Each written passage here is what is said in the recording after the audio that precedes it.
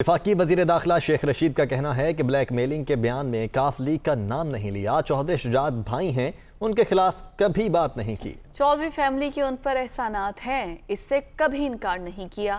آپس میں تناؤ نہیں ہونا چاہیے۔ عمران خان 5 سال پورے کریں گے، کہیں نہیں جا رہے۔ کہیں نہیں جا رہا عمران خان، انشاءاللہ تعالیٰ 5 سال پورے کرے گا۔ چودھری ظہور اللہ کے اور خواجہ صفدر کے میرے پہ احسانات تھے اور چٹان کی طرح اس کے ساتھ کھڑے ہیں، سائے کی طرح اس کے ساتھ کھڑے ہیں۔ اور میرا مقصد، میں نے نہ کاف لیگ کا نام لیا نہ چودھریوں کا نام لیا، میں نے جنرل بات کی۔ اب مسئلہ یہ ہے جب میں بات کر دیتا ہوں تو پھر وہ 24 گھنٹے وہ بے شک میری مخالفت میں بھی جاتی ہو وہ چلتی ہے۔